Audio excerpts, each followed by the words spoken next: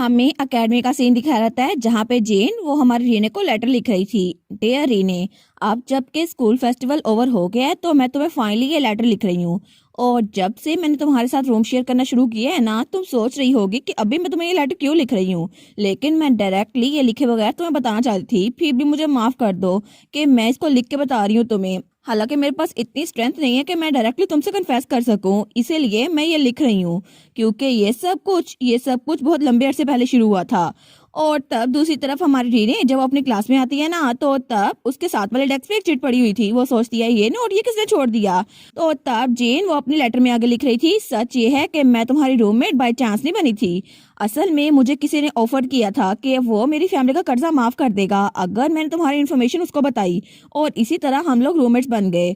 और तब कुछ अरसे पहले हमें सर्दी की छुट्टियों के बाद का सीन दिखा रहता है, जब उसके पास एक चिट आई थी। वहां पर लिखा था बिल्डिंग डी की रूफ, तुम्हें मुझे रिपोर्ट देनी होगी। तो जेन उस चिट को पढ़ती है। वो कहती है रीने, क्या मैं तुम्हारा पेन ले सकती हूँ। तो हमारी रीने कहती है हाँ, डेस्क पे पड़ा होगा, तुम वो यूज कर लो। तो वो कहती है अच्छा मैं ले लेती हूँ। और तब वो पेन लेकर वहां से निकलने लगती है। वो कहती है मैं थोड़ी देर में वापस आ जाऊंगी। तो रीने कहती है हाँ जरूर आना। लेकिन जैसे ही जेन वहां से बाहर निकलती है ना, तो तब वो उस नोट के नीचे लिखती है ठीक है मैं वहां पर आ रही हूँ। और तभी वो नोट वो हवा में गायब हो जाता है, क्योंकि कार्सियो ने उसे मैजिक किया हुआ था। लेकिन तभी जेन वो उस पेन को अपनी कोट की जेब में रख लेती है। लेकिन ये वही पेन था जो कि रिकॉर्डिंग के लिए हमारी हीरोइन यूज करती थी। तो जेन इस सारे वक्त को सोचते सोचते उस लेटर को लिख रही थी। तो वो वहां पर लिखती है, मैंने कभी भी कोई एक्सक्यूज बनाने की कोशिश नहीं की, लेकिन मैं तुम्हें यही बता दूं कि जो इन्फॉर्मेशन मैं तुम्हारे बारे में शेयर करती थी ना, वो सिर्फ तुम्हारी आइडियल टाइप थी कि तुम्हें क्या क्या पसंद है। लेकिन ऐसा नहीं है कि मैं तुम्हें प्रोटेक्ट करना चाहती थी, लेकिन ये सब कुछ मैं तुम्हारे नुकसान के लिए नहीं कर रही थी। आफ्टर ऑल जब ये सब कुछ शुरू हुआ ना, तो तुम और मैं थोड़े करीब हो गए, और इसीलिए मुझे अपने आप पे शक होने लग गया कि मैं तुम्हारे दोस्त के काबिल हूँ या फिर नहीं। और ताओ बिल्डिंग डी में पहुंच चुकी थी। वो कहती है क्या तुम ऐसे प्रिटेंड करना चाहते हो जैसे ये कभी हुआ नहीं था। तो कार्सियन वहां पे खड़ा था। वो कहता है हाँ, मैंने अपना माइंड चेंज कर लिया है और अब से तुम्हें मुझे रीने की इन्फॉर्मेशन देने की कोई जरूरत नहीं है। और अभी तक तुमने मेरे सारे ऑर्डर्स को फॉलो किया है ना, तुम्हारा सारा का सारा कर्जा माफ हो जाएगा। और तुम्हें क्या लगता है कि ये ठीक रहेगा, क्या तुम्हारे लिए ये काम करेगा। तो वो कहती है हाँ थैंक यू, और उसके सामने झुकती है। वो सोचती है मुझे यकीन नहीं होता कि मेरी फैमिली का कर्जा माफ हो गया है। लेकिन मैं सच में रीने को अपनी दोस्त बनाना चाहती थी, मैं उसको यूज नहीं करना चाहती थी। मैं सच में बहुत ज्यादा सेल्फिश हूँ। तो तब जेन कहती है क्या मैं पूछ सकती हूँ क्यों। तो कार्सियन कहता है क्योंकि रीने को ये नापसंद है। तो वो कहती है क्या। तो कार्सियन कहता है रीने ने कहा है कि उसे दूसरों के जरिए ऑब्जर्व होना बिल्कुल भी पसंद नहीं है, और अगर मुझे कुछ पूछना है तो मैं डायरेक्टली उससे पूछ लूं। तो तब वो कहती है क्या मतलब रीने को पता चल गया। तो कार्सियन कहता है नहीं, बस मुझे अपने आप ही रियलाइज हो गया कि मैं उसकी इन्फॉर्मेशन ऐसे ही डिग अप ना करूं, क्योंकि मैं नहीं चाहता कि मैं किसी दिन पकड़ा जाऊं और रीने मुझसे नफरत करे। लेकिन अगर कभी कोई मौका आया ना, तो मुझे रीने के सामने शर्मिंदा ना होना पड़े, और रीने की स्माइल मेरे लिए बस वही मैटर करती है, और इसलिए मैं उससे कुछ भी नहीं छुपाऊंगा। और क्या तुम्हें लगता है ये ज्यादा देर हो गई है। तो तब जेन वो कहती है मुझे लगता है हम दोनों के लिए बहुत ज्यादा देर हो गई है, क्योंकि हम दोनों उसके दोस्त के तौर पर बिल्कुल फेल हो चुकी हैं। लेकिन वो दिल में सोचती है कार्सियोन के सामने ऐसी बात करना बिल्कुल डेंजरस था। लेकिन रिस्पॉन्स में वो कार्सियोन जो कि एक बुली मशहूर था, वो बिल्कुल खामोश था, वो कुछ बोल ही नहीं पाता। लेकिन तब मुझे पता चला कि कार्सियोन वो भी बिल्कुल बदल चुका है, और यह सारा कुछ उसने अपने लेटर में लिख दिया था। लेकिन थोड़ी देर बाद ही वो उस लेटर को तोड़ मरोड़ देती है। वो सोचती है मैं ये नहीं कर सकती, इतना टाइम गुजर गया है, लेकिन फिर भी मुझे उसे बताना था। लेकिन इतने हफ्तों बाद भी मैं उसको कुछ नहीं बता सकती। आखिर मैं रीने का सामना कैसे करूं अगर वो मुझसे नफरत करने लग जाए तो। और कभी कभार तो रीने मेरे साथ बहुत ज्यादा खुश होती है, और इसीलिए मेरा दिल करता है कि उसके सामने ये कन्फेस करके उसका मूड खराब ना कर दूं, क्योंकि मैं उसके साथ बहुत ज्यादा खुश हूँ। मेरी बहुत ज्यादा अच्छी रूममेट और बहुत ज्यादा अच्छी दोस्त है। लेकिन कभी कभार वो बहुत ज्यादा डाउन दिखती है, तो इसलिए मैं कन्फेशन करके उसका दिन और खराब नहीं करना चाहती। इसीलिए मैं नहीं चाहती कि हमारी दोस्ती वो खराब हो जाए, और इसीलिए मैं उसकी वेकेशन भी खराब नहीं करना चाहती, ना ही उसका स्कूल फेस्टिवल। और अभी भी मैं उसको ये नहीं दिखाऊंगी, क्योंकि मैं बहुत ज्यादा बुज़दिल हूँ। और तब वो सोचती है मुझे इसे जला देना चाहिए, और मैं उसे लेटर के बारे में नहीं बता सकती, क्योंकि अगर मुझे अपोलोजाइज करना ही है ना, तो मैं फेस टू फेस करूंगी। और वो सोचती है अगर रीने ने सच सुन लिया तो क्या पता वो दोबारा मुझे ना देखे, और अगर मैंने उसको सब कुछ बता दिया तो शायद मुझे गुड बाय कहना पड़ेगा। और तब थोड़ी देर बाद वो आग के पास आई थी, और उसने वो लेटर वो जला दिया था। वो सोचती है आखिर ये सारी गलती कहाँ पर हुई, क्योंकि जूनियर स्कूल में मैं तो अकेडमी में गई थी सबकी तरह, लेकिन तब मेरे फादर का बिजनेस वो फेल हो गया, और हमारी फैमिली वो तो नोबल से बिल्कुल कॉमनर बन गई। हमारे पास जो कुछ भी था वो सब कुछ खत्म हो गया, और इसी वजह से मुझे अकेडमी छोड़नी पड़ी। और मैंने सोचा था कोई भी मेरे साथ दोस्ती नहीं करना चाहेगा जितना मुझ पे कर्जा था। और मैं तो तब बहुत ज्यादा शॉक हो गई थी जब मेरे सारे दोस्तों में से किसी ने मेरे लेटर का रिप्लाई नहीं लिखा और मुझे लगा था दोबारा मैं कभी किसी दोस्ती नहीं करूंगी, इसलिए मैंने कार्सियोन की ऑफर को कबूल कर लिया। लेकिन तब उसकी आंखों में आंसू आ रहे थे। वो सोचती है सच में मैंने रीने को धोखा दिया है, अगर उसको पता चल गया तो। लेकिन इससे पहले ही मैं उसको खुद बता दूंगी। ठीक है, मैं अब उसको अवॉइड नहीं कर सकती, मुझे उसे फेस टू फेस बताना होगा कि मैंने उसे धोखा दिया था। लेकिन तब वो दरवाजा खोलती है। वो कहती है रीने क्या तुम फ्री हो? लेकिन जैसे ही वो अंदर आती है ना तो तभी कुछ महीनों पहले की रिकॉर्डिंग वहां पर चल रही थी। रीने को ये सब कुछ पसंद नहीं है, इसीलिए ये कार्सियोन की आवाज थी। वो सोचती है क्या ये सब कुछ? तो रीने के हाथ में वही पंख पकड़ा हुआ था जिसमें रिकॉर्डिंग चल रही थी और रीने को उसकी सारी बातें सुनाई दे रही थी। तो रीने वो उसकी तरफ मुड़ती है और कहती है जेन आखिर ये सब कुछ क्या है? तो जेन वो तो बहुत ही ज्यादा शॉक हो गई थी। वो सोचती है सच में मैं तो सच में ये नहीं चाहती थी कि इसको ऐसे पता चले, मैं तो खुद डायरेक्टली इसको बताना चाहती थी, लेकिन ये तो सबसे ज्यादा बुरा हुआ। और तब हमें वही सीन दिखा रहता है जब हमारी हीरोइन क्लासरूम में गई थी तो तब वहां पर एक चिट पड़ी हुई थी। वो सोचती है ये नोट मेरे डेस्क पे किसने छोड़ा, लेकिन जब उस नोट को खोलती है ना तो वहां पर लिखा था क्या तुम क्यूरियस नहीं हो कि आखिर जेन वो जब स्कूल नहीं थी तो वो कहाँ पे काम किया करती थी। वो सोचती है जेन ने मुझे बताया था वो किसी लेडी के घर काम करती थी, लेकिन वो नोबल लेडी कौन थी उसने मुझे ये नहीं बताया। लेकिन ये लेटर किसने लिखा है? ऐसा लगता है इस लेटर लिखने वाले की कोई गुड इंटेंशन नहीं है, पता नहीं, लेकिन इसने अपना नाम का साइन भी लिखा। तो तब उस लेटर को वहां फाड़ के फेंक देती है। वो सोचती है मुझे बहुत ज्यादा अजीब लग रहा है इसके बारे में, तो मैं इसको जला देती हूँ। तो तब वो लाइटर ढूंढने लगती है। वो कहती है लाइटर कहाँ पर गया? लेकिन तभी उसको कुछ और नजर आता है। वो वही रिकॉर्डिंग पेन था जो कि रीने ने वहां रखा हुआ था। वो सोचती है ये तो ब्लू और रेड लग रहा है, ऐसा लगता है इसकी स्टोरेज फुल हो रही है, तो मुझे लगता है कि शायद मुझे इसको इरेज करना पड़ेगा। लेकिन पहले सुन तो लो क्या रिकॉर्डिंग है।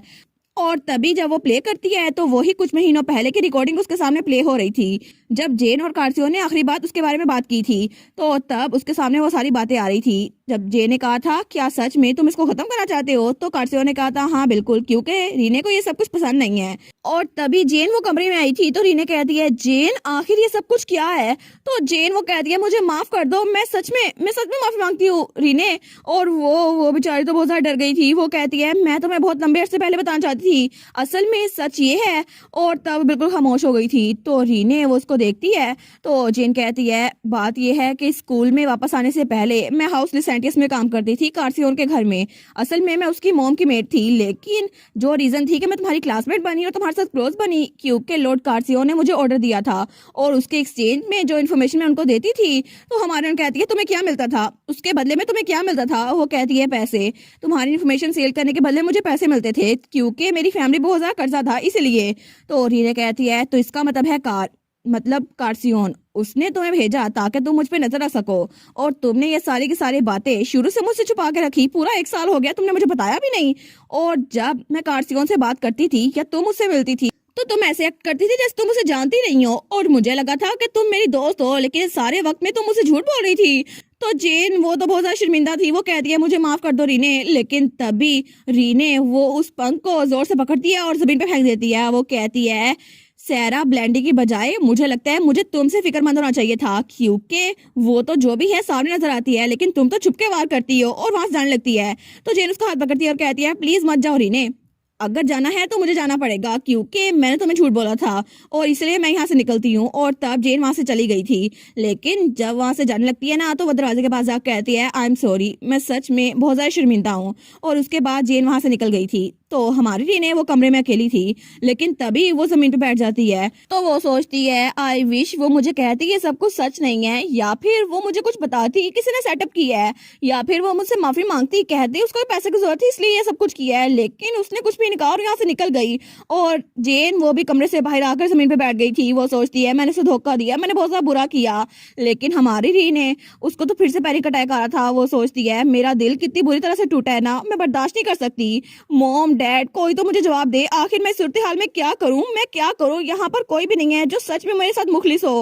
और तभी वो पेपर वो नोट वो पीछे पड़ा हुआ था। लेकिन दूसरी तरफ हमें बॉयज डॉर्मेट्री दिखाई जाती है जहाँ पर फ्योर वो चिट लगा गया था मैं स्वॉर्डमैनशिप की प्रैक्टिस करने जा रहा हूँ और अगर तुमने मेरी चीजों को हाथ लगाया ना तो मैं तुम्हें जान से मार डालूंगा फ्योर। तो तब कार्सियोन वो कहता है आखिर मैं इसके ट्रैश को हाथ क्यों लगाऊंगा जब मेरे पास ये चीज है। और उसके पास वही छोटा सा टॉय था जो रीने ने उसको दिया था।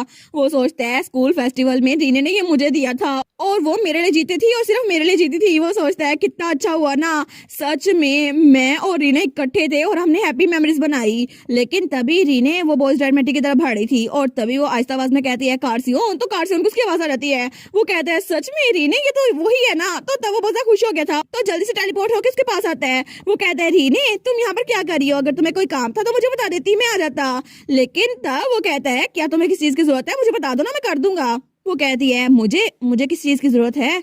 तो कार्सियन कहता है हाँ हाँ मुझे बताओ, अगर तुम्हें मुझसे कुछ उधार लेना है तो मैं तुम्हें अपना पूरा का पूरा ट्रायर दे दूंगा, अगर तुम्हें मैजिक की जरूरत है तो मैं तुम पे कास्ट कर दूंगा, और अगर तुम्हें ये जरूरत है ना तो मैं तुम्हें ये भी दे दूंगा। और उसको वो टॉय देता है। लेकिन रीने वो उस टॉय को देखकर और ज्यादा उदास हो गई थी। लेकिन तभी वो उस टॉय को लेती है और उसको फेंकने लगती है। लेकिन कार्सियन तो बहुत ज्यादा शौक था। लेकिन तब रीने उस टॉय को फेंकते फेंकते रुक जाती है।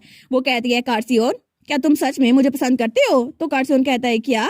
वो कहती है तुम्हें क्या लगता है कि अभी मुझे क्या चाहिए, अब मुझे हंसाना मत, ये सब कुछ तुमने अपनी सेटिस्फेक्शन के लिए किया था ना, और तुम्हारी ऑब्सेशन के लिए, सिर्फ इसीलिए है ना। और तभी उसको रेक्स बिगोनिया का सीन भी याद आता है जब ये सारा कुछ रेक्स बिगोनिया ने भी उसके साथ किया था। तो तब कार्सियन से वो कहती है ये सारा कुछ तुम इसलिए कर रहे हो क्योंकि तुम्हारी लाइफ में मैं सिर्फ एक डॉल की तरह हूँ जिसको तुम अपनी मर्जी से खेल सकते हो, और तुम मुझे एक ऐसी डॉल समझते हो जो बिना सोचे समझे तुम्हारी हर एक बात माने और तुम्हारी हर एक बात पे हाँ हाँ करती रहे। और ये सारा कुछ उसको रेक्स की वजह से याद आ रहा था। लेकिन कार्सियन वो तो बहुत ज्यादा शौक था। वो कहता है रीने तुम्हें क्या हुआ है। तो वो कहती है क्या सच में तुम्हें ये गेम खेल के मजा आया, और क्या ये तुम्हारे लिए इतना मजेदार था कि मैं कुछ नहीं जानती थी। और तब उसको डोल देते हुए कहती है तुम पूछ रहे हो कि मुझे क्या चाहिए। तो कार्सियन कहता है हाँ प्लीज मुझे बताओ ना। तो हमारी रीने कहती है मेरी जिंदगी से निकल जाओ, हमेशा के लिए मेरी जिंदगी से निकल जाओ। और ये सारा कुछ वो रेक्स बिगोने को याद करके कह रही थी। तो कार्सियन वो तो बहुत ज्यादा शौक हो गया था। वो कहता है क्या रीने। लेकिन तभी रीना वो कहती है मैं कभी भी तुम्हारे जैसे कभी भी किसी इंसान को देखना नहीं चाहती, तो प्लीज कार्सियन मेरी जिंदगी से निकल जाओ और दोबारा कभी भी मेरे सामने मत आना। और इस तरह पूरा एक महीना गुजर चुका था और हमारी रीने वो अपने डोम रूम में थी। वो सोचती है उसके बाद जेन वो दोबारा से डोम रूम में वापस नहीं आई, पता नहीं वो कहाँ रह रही होगी। लेकिन शायद उसके बहुत सारे दोस्त है ना, इसीलिए वो किसी और के कमरे में होगी। फिर भी मुझे उसके बारे में सोच के बहुत सारा डिप्रेशन होता है। और कार्सियन जो कि हमेशा पता नहीं कहाँ से मेरा नाम लेकर आ जाता था, एक महीना हो गया मैंने उसको देखा ही नहीं, और मुझे याद भी नहीं पड़ता कि आखिरी बार उसके चेहरे पे क्या एक्सप्रेशन था। और तब उसके कमरे के बाहर एक फूल पड़ा हुआ था। जैसे ही वो दरवाजा खोलती है ना, वो सोचती है इस वक्त मुझे सिर्फ एक ही चीज याद है कि ये खाली डोम रूम और ये ब्लू फ्लावर। जब भी मैं इनको देखती हूँ तो मुझे एहसास होता है वक्त कितनी जल्दी गुजर रहा है। और जैसे वो दरवाजा खोलती है ना, तो वहां पे सिर्फ एक ही फ्लावर पड़ा हुआ था। लेकिन तब वो डोबी को खाना खिला रही थी। वो सोचती है मैंने हान से पूछा था कि वो जेन के साथ रहे, और इस तरह उसके और भी दोस्त हैं, तो मुझे उसके बारे में टेंशन लेने की जरूरत नहीं है। लेकिन पूरे एक महीने से मैंने क्लब में जाना भी बंद कर दिया है और कार्सियन से टकराई भी नहीं हूँ, और फ्योर भी किसी और डिपार्टमेंट में है, इसलिए मैं उससे भी नहीं मिल पाती। लेकिन तब डोबी वो खाना खाते हुए उसको देखता है और तब उसके हाथ में लिख करता है। तो वो सोचती है आखिर में मैं सिर्फ अकेली रह गई। लेकिन तब थोड़ी देर बाद वो अकेडमी में थी और वहां पर वो नॉक करती है। वो कहती है प्रोफेसर जॉर्ज मैं रीने हूँ, क्या मैं अंदर आ सकती हूँ। तो जैसे वो दरवाजा खोलती है ना, वो कहती है आपने कहा था हम मुझसे मिलना चाहते हैं। लेकिन तभी उसके सामने कोई और आता है। वो कहता है रीने तुम आखिर आ गई। वो कहती है क्या। लेकिन जब वो वहां पर दिखती है ना, वो कहती है अकंदस क्या तुम हो। तो वो कहता है तुम कैसी थी रीने, मैंने तुम्हें बहुत ज्यादा मिस किया और मैं तो भागता हुआ यहाँ पर आ गया जब प्रोफेसर जॉर्ज ने मुझे तुम्हारे बारे में बताया। तो रीने कहती है प्रोफेसर जॉर्ज ने आपको क्या बताया। वो कहता है मैं तो घर बैठा था जब उनका लेटर आया कि रीने आजकल बहुत ज्यादा उदास लगती है और ऐसा लगता है वो मरने वाली है, इसलिए मैं जल्दी वो भागता हुआ आ गया। तो रीने कहती है अच्छा, मैंने रियलाइज नहीं किया कि प्रोफेसर जॉर्ज उन्होंने मुझ पर इतनी टेंशन दी है। तो कैंडिस कहता है नहीं नहीं वो इतनी टेंशन नहीं दे रहे थे, असल में तुम्हारे एक क्लासमेट ने भी मुझे तुम्हारी हेल्प करने के लिए कहा था और तुम्हें हब्स इतनी ज्यादा पसंद है ना, इसलिए उसने कहा था कि तुम्हारे लिए हब्स लेकर आऊं ताकि अगर तुम्हें जरूरत पड़े तो तुम्हें मिल जाए। तो वो सोचती है वो जरूर जेन होगी, लेकिन हांस तो कभी ऐसा नहीं कर सकता। तो कैंडस कहता है ऐसा लगता है तुमने प्रोफेसर जॉर्ज को बता दिया था, हम एक दूसरे को जानते हैं। वो कहती है हाँ, जब पिछली बार हम मिले थे ना तब मैंने बताया था। तो वो कहता है चलो अच्छी बात है, बस मुझे डर लग गया था तुम्हें कोई हॉरिबल डिसीज ना लग गई हो। लेकिन क्या हुआ है, आखिर तुम्हारे दोस्त तुम्हारे लिए फिक्रमंद क्यों हो रहे हैं, क्या तुम्हारी अकेडमी में लाइफ अच्छी गुजर रही है। तो रीना हंसते हुए कहती है हाँ बिल्कुल अच्छी गुजर रही है, आपको पता है मैं तो बिल्कुल ठीक हूँ। लेकिन तभी उसकी आंखों में आंसू आते हैं और तभी वो फूट फूट के रोना शुरू कर देती है। वो कहती है बिल्कुल भी अच्छी नहीं गुजर रही। तो कैंडस कहता है रीने क्या हुआ है, और तब थोड़ी देर बाद वो लोग वहां पर चाय पीने के लिए बैठ गए थे और ये सारा कुछ उन्होंने परमिशन के बगैर यूज किया था। तो रीने कहती है आई एम सॉरी, मैं आपको इतने दिनों बाद देखकर बहुत ज्यादा खुश हो गई थी और बहुत ज्यादा उदास भी, क्योंकि अब मेरी फैमिली है ना, इसीलिए। तो कैंडस कहता है तुम्हें रोता हुआ देखकर मुझे याद आ गया जब तुम बचपन में रोया करती थी। ऐसा लगता है कि हम लोग तो बहुत ज्यादा करीब थे और तुम तो रोती रहती थी जब मैं तुम्हारे सवालों को जवाब नहीं देता था। तो वो कहती है ठीक है, अब मुझे बचपन की कहानियां सुना के एम्बेरस तो ना करे ना। और मैं तो बस आपसे मिलना चाहती थी, लेकिन सच में आप तो बहुत ज्यादा स्ट्रिक्ट टीचर थे और आप तो हमेशा हंसा करते थे जब भी मैं ऐसा कुछ कहा करती थी। वो कहता है हाँ मैं कहता था, लेकिन इसी वजह से तो मुझे हंसी आती थी। तो वो कहती है ठीक है, चलें, जितना हंसना है हंस लें। तो तब कैंडस कहता है रीने, क्या तुम मेरे साथ चलना चाहोगी? और स्कूल की लाइफ मुझे लगता है तुम्हारे लिए बहुत ज्यादा हार्ड हो रही है और कभी कभार सॉल्यूशन सिर्फ भाग जाना होता है। और अगर तुम्हें यहाँ से भागना ही है ना तो मेरे पास आ जाओ, क्योंकि मैं तुम्हें फुली सपोर्ट करूंगा और मैं भी एक अल्केमिस्ट हूँ, तो तुम्हारे लिए बिल्कुल बुरा नहीं होगा। वो कहती है कंदस, लेकिन वो सोचती है मैंने कभी नहीं सोचा कि मैं उनको ज्वाइन करूँ, लेकिन कितना अनएक्सपेक्टेड है ना कि कोई ऐसा जो कि बिल्कुल प्राइवेट रहता हो वो मुझे ऑफर करे कि मैं उनके साथ चलूं। लेकिन तब वो अपना कार्ड देते हुए कहता है तुम्हें अभी मुझे जवाब देने की जरूरत नहीं है, बस मुझे लेटर भेज देना। अगर तुम्हें कभी भी ये स्कूल लाइफ तंग करने लगे ना तो मैं तुम्हारे पास हूँ, ठीक है? वो सोचती है अकंदस तो एक ऐसा इंसान है जिसके साथ मेरी मेमोरीज है जो मैं अपने पेरेंट्स के साथ गुजारती थी, लेकिन क्या सच में उनके साथ जा सकती हूँ? क्या वो मेरी हेल्प करेंगे? लेकिन शायद अगर मैं कंदस के साथ गई तो मेरे पास कोई ऐसी जगह हो जहाँ पे मैं बिलोंग करती हूँ। तो तब वो हाईवे में से गुजर रही थी, तो तभी उसे किसी की आवाज आती है, वेल क्या वो आ रही है? तो दूसरा कहता है हाँ वो आ रही है, बस थोड़ी देर रुको। तो हमारे आगे बढ़ रही थी, तो दूसरा कहता है ओए पुश करना बंद करो, वो आ रही है, जरा गौर से देखो। तो हमारे वहां पर देखती है, वो कहती है कि यार ये किसकी आवाजें हैं? लेकिन तभी वहां पर एमिलिया खड़ी थी, वो रेड बालों वाली लड़की। तो रीने कहती है एमिलिया, वो कहती है हाँ ये मैं ही हूँ, प्रेटलिन टैटर। तो वो कहती है सच में मैं तुम्हारा मजाक उड़ाया करती थी, लेकिन तुम्हें सच में पीटी नाम याद है? और मुझे तो पोटैटोस बहुत ज्यादा पसंद है, लेकिन इसलिए मैं तुम्हें बताती थी। तो वो कहती है सच्ची? फिर तो मुझे बहुत ज्यादा खुशी होगी अगर तुम मुझे पीटी कहा करोगी। और वो तो बड़ी खुश थी। तो रीने कहती है नहीं मुझे लगता है कि ऐसा कुछ नहीं कहना चाहिए। तो तब वो उसका हाथ पकड़े लेके जाने लगती है। वो कहती है इधर आओ ना मेरे पास। तो रीने कहती है क्या हुआ, तुम्हें कहाँ लेके जा रही हो? लेकिन तभी वो लोग भागना शुरू कर देते हैं। लेकिन जब रीने उस कमरे में आती है ना तो तभी वहां पर वो लोग उसको कांग्रेचुलेशन करते हैं। तो वहां पर प्रिंस कून, वही लड़की जिसकी हमारी रीने ने हेल्प की थी, और एमिलिया भी थी। तो तब वो कहती है वेलकम टू रीने फैन क्लब। रीने हमें तुम्हें देखकर बहुत ज्यादा खुशी हुई। तो तब प्रिंस कून ने माइक पकड़ लिया था। तो हमारी उन कहती है क्या? वो कहता है टेस्ट 1 2 3 RFC, इसका मतलब है रीने फैन क्लब, और ये हमने खुद बनाया है। और ये क्लब हमने सिर्फ इसलिए बनाया है ताकि वो लोग जो रीने को पसंद करते हैं इस क्लब में शामिल हो सके, और मैं भी इसका मेंबर बन चुका हूँ। और हमारा गोल यही है कि कार्सियन फैन क्लब और फ्योर फैन क्लब को टक्कर देना,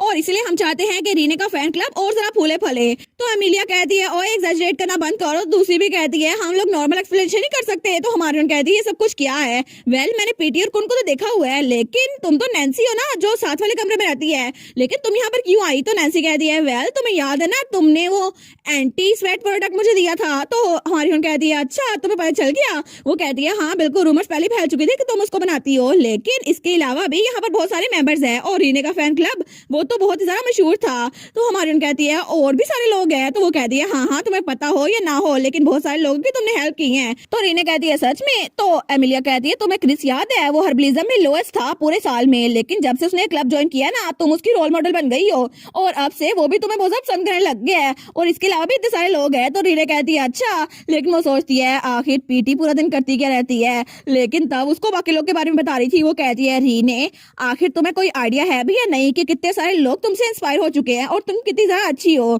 तो तब नैन्सी आती है। वो कहती है सॉरी एमिलिया इतनी सारा बातें कर रही है, लेकिन फिर भी हम तुम्हें बताना चाहते थे कि हम लोग तुम्हें कितना पसंद करते हैं और हम अपने आप को इंट्रोड्यूस करवाना चाहते थे, लेकिन अभी के लिए हमें लगा था कि हम सिर्फ 3 ही होंगे तो तुम्हें जरा कंफर्टेबल रहेगा, इसलिए हम लोग सिर्फ यहाँ पर है ताकि तुम्हें स्माइल करवा सके। तो प्रिंस कुन भी कहता है हाँ बिल्कुल। तो हमारी रीने कहती है लेकिन क्यों? तुम लोग ये सब कुछ मेरे लिए क्यों करोगे? वो सोचती है मुझे लगा था कि हमेशा अकेला रहना सबसे ज्यादा अच्छा होगा, क्योंकि ये सारे नोबल किड्स हैं और मैंने तो इनके साथ सिर्फ मेडिसिन शेयर की थी, लेकिन फिर भी ये लोग मेरे लिए इतना कुछ कर रहे हैं।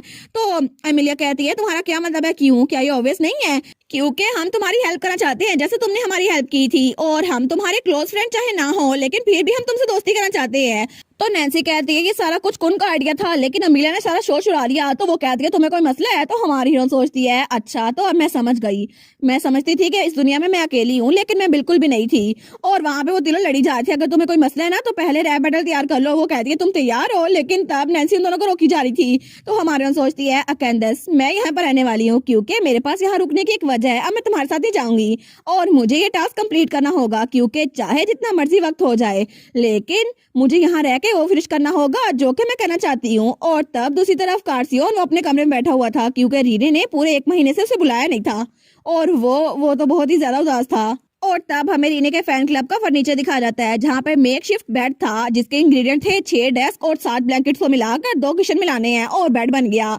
और इसके अलावा नॉर्मल सोफा था जो कि उन्होंने टीचर्स लाउंज से चुराया था। तो तब रीने कहती है तुम लोग को मेरे लिए सब कुछ करने की जरूरत नहीं थी, मैं वैसे भी डोम रूम में जाके आराम कर सकती हूँ। लेकिन वो लोग कहते हैं कोई बात नहीं, हमने तुम्हारे लिए सब कुछ अरेंज किया है। तो रीने सोचती है सच में इन्होंने जब से मुझे रीने फैन क्लब से इंट्रोड्यूस करवाया है ना, ये लोग चाहते हैं कि मैं बिल्कुल कंफर्टेबल रहूं और जैसे मैं अपने क्लब रूम में जाकर रेस्ट किया करती थी ना, यहाँ पे भी रेस्ट करूं, इसलिए मैं यहाँ पर आ जाती हूँ और अभी भी मैं इनकी क्लब पार्टीज को अटेंड करती हूँ। और तब वो लोग केक लेकर आए थे, लेकिन अगले दिन वो लोग तो बाकी बच्चों को भी लेके आए थे जिनके चेहरे हमारी हीरोइन को पता थे, लेकिन उसने उन सबकी हेल्प की थी।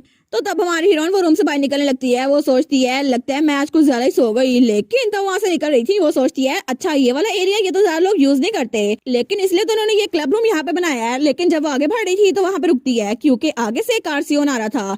लेकिन कार्सियोन वो तो नीचे देख रहा था और वो तो बहुत ज्यादा उदास लग रहा था, जैसे उसमें जिंदगी ना हो। लेकिन हमारी हीरोइन सोचती है पूरा 1 महीना गुजर गया और इस पूरे वक्त में ना मैंने जेन को देखा और ना ही कार्सियोन को, लेकिन उनके बारे में जो रूमर्स थी वो बहुत ज्यादा फैल रही थी। लेकिन मैंने रूमर्स को खत्म कर दिया, क्योंकि मैं नहीं चाहती कि इन दोनों को मेरी वजह से कोई मसला हो। लेकिन अगर मैं इन दोनों को माफ कर देती तो चीजें वैसी हो रहती जैसे नॉर्मल थी। लेकिन जब भी मैं ऐसा कुछ करने के बारे में सोचती हूँ तो मुझे बहुत ज्यादा कॉम्प्लिकेटेड फीलिंग्स आती हैं और अभी भी मैं इनको माफ नहीं कर सकती। तभी कार्सियोन का एहसास होता है कि उसके सामने रीने है, तो तब उसके साथ देखते हैं तो कार्सियोन वो तो बहुत ज्यादा शर्मिंदा था और जैसे वो कई रातों से सोया नहीं था। वो कहता है रीने, लेकिन हमारी रीने वो उसकी तरफ बिल्कुल पोकर फेस से देखती है। तो तब उसको देखती है, वो सोचती है कुछ भी चेंज नहीं होगा, अगर मैंने इनको माफ कर भी दिया फिर भी। तो तब उसके पास से गुजर जाती है। तो कार्सियोन कहता है आई एम सो सॉरी। लेकिन तब वो कहता है मुझे माफ कर दो, मैं तो बस तुम्हारे सामने आया और मैं प्लीज खुद को रोक नहीं पाया। तो रीने पीछे मुड़ते हुए कहती है तुम्हें क्या लगता है तुम क्या कर रहे हो? और कार्सियोन उसके सामने झुका हुआ था। वो कहती है मुझे पता ही एकेडमी है, लेकिन फिर भी तुम एक ड्यूक के बेटे हो, आखिर तुम ऐसा कैसे कर सकते हो, मेरे सामने कैसे झुक सकते हो? तो कार्सियोन कहता है प्लीज रीने मुझे माफ कर दो, प्लीज मुझे बचा लो, मैं सच में ये बर्दाश्त नहीं कर सकता। तो रीने उसकी तरफ देखती है, वो सोचती है मैं चाहती थी कि मैं उस पर गुस्सा करूं कि आखिर वो मुझे एक टॉय की तरह इस्तेमाल करने के बावजूद मेरे सामने कैसे झुक सकता है, लेकिन मैं उस पर चिल्लाना चाहती थी। लेकिन उस वक्त वो वहां से मुड़ने लगती है। वो सोचती है मैं इसके सामने कुछ नहीं बोल सकती, क्योंकि यह सिचुएशन नहीं है जब ये मुझे कहे कि मैं इसको बचा लूं, लेकिन कभी भी नहीं, मैं कार्सियोन को माफ करने के लिए कभी भी खुद को तैयार नहीं कर सकती। और तब कार्सियोन थोड़ी देर बाद वो उठता है और वहां से जाने लगता है और तभी वो बहुत ज्यादा उदास था। लेकिन दूर झाड़ियों में कोई उसको देख रहा था, वो वही लड़की थी सैरा, जो कि छुप के उसको देख रही थी। वो कहती है आखिर ये क्यों जा रहा है और रीने ने इसके मुंह पे थप्पड़ क्यों नहीं लगाया जब इसको देखा, और आखिर इनका रिलेशनशिप इतना खराब क्यों नहीं हुआ, और कार्सियोन अभी तक रीने से नफरत क्यों नहीं करता। और तब उसके कान में एक इयरिंग था, तो वो कहती है क्यों क्यों आखिर क्यों। लेकिन तभी उसके कान में जो इयरिंग था ना, वहां से आवाज आती है शायद ये काफी नहीं था। तो वो कहती है हाँ बिल्कुल ये काफी नहीं था, मुझे उनके रिलेशनशिप को खराब करना चाहिए। तो तभी उस इयरिंग के जरिए उसके कान में कोई कहता है उसको और धकेलो, उसको और ज्यादा डिसअपॉइंट कर दो, ताकि उसके पास कोई रास्ता ना हो कि वो सब कुछ छोड़ के मेरे पास आ जाए। तो वो कहती है हाँ बिल्कुल मैं उसको और धकेलूंगी, ताकि उसके पास लौटने के लिए कोई रास्ता ना हो। और तब हमें शाम के वक्त गर्ल्स डॉर्मेट्री दिखा जाती है। तो तब हमारी हीरोइन के पास एक चिट आई थी जहां पर लिखा था वो तुम्हारी वजह से मरने वाला है। वो सोचती है ये तो वही हैंड राइटिंग है ना जो पहले मुझे मिली थी, लेकिन पता नहीं इसमें ऐसा क्यों लिखा हुआ है। और जब से कार्सियोन को मैंने छोड़ा है ना, तब से ये रूमर्स फैल रही है कि कार्सियोन में लड़ाई हुई है और मेरे बारे में बहुत सारे रूमर्स फैल रही हैं। लेकिन मैंने रूमर्स को खत्म तो कर दिया था, लेकिन पता नहीं कौन ये रूमर्स फैला रहा है। और फिर भी एकेडमी तो सेफ है ना, यहाँ पे कोई किसी को हार्म नहीं कर सकता। लेकिन तभी उठ के बैठती है। वो कहती है एक मिनट, उसने ये तो लिखा था ना कि कोई स्टूडेंट हार्म होगा, उसने लिखा था कि वो मरने वाला है। लेकिन वो सोचती है अभी तक डोबी कमरे में वापस नहीं लौटा, नहीं ऐसा नहीं हो सकता, क्या वो डोबी को मार देंगे? तो तब वो उठती है और बाहर जाती है। वो सोचती है मुझे डोबी को खाना खिलाना होगा, और तब उसको ढूंढने लगती है। वो कहती है डोबी क्या तुम यहाँ पर हो? वो सोचती है मैंने सारी जगह चेक कर ली, बस ये आखिरी जगह है, पता नहीं अभी तक वो यहाँ पर क्यों नहीं आया। लेकिन जैसे वहां पर देखती है वो चिल्ला कहती है डोबी, क्योंकि डोबी वहां पर खून में लथपथ पड़ा था और उसके पास ही एक खंजर पड़ा हुआ था। तो तब वो जल्दी से उसके पास आती है और दूसरी तरफ बॉयज की डॉर्मेट्री दिखा जाती है जहाँ पे कार्सियोन वो खिड़की में खड़ा हुआ था। और तब वो सोचता है रीने मैं सच में उसका सामना नहीं कर पा रहा और उसके हाथ में वही टॉय स्टफ था। और तब उसे याद आता है जब छुट्टियों के बाद हमारे रीने ने कहा था कारसियोन मैं तुम्हारे साथ ऑनर सुना चाहती हूँ, मैंने जो चीजें तुम्हें पहले एक्सप्लेन कर दी है ना प्लीज उनके बारे में मुझसे ज्यादा इन्वेस्टिगेशन ना करना और मैं नहीं चाहती कि कोई और तुम्हें मेरे बारे में बताए, अगर तुम्हें मुझसे कुछ भी पूछना हो ना तो मैं तुम्हें बता दूंगी। वो सोचता है मैं सच में उसकी बात मानना चाहता था और इसीलिए मैंने जेन को मना कर दिया कि दोबारा उसकी इन्फॉर्मेशन मुझे ना दे, लेकिन मैं कितना स्टूपिड था ना और कितना कावड़ था कि मैंने उसके सामने ये नहीं बताया और इसी वजह से रीने मुझसे दूर हो गई और अभी भी मैं उसको बहुत ज्यादा मिस कर रहा हूँ। पूरा 1 महीना हो गया है लेकिन मैं उसको देख नहीं पाया और मैं अकेडमी में होते हुए भी उसके सामने नहीं जा पाता, लेकिन आज आज गलती से मैं उसके सामने चला गया और रीने उसने जैसे मेरी तरफ देखा ना मेरा दिल कट गया था। और कभी कभार तो मेरा दिल करता है कि मैं इस अकेडमी को छोड़ के चला जाऊं, लेकिन ये सोच ही कि मैं रीने से दूर हूँ मुझे बहुत ज्यादा डिस्टर्ब करती है।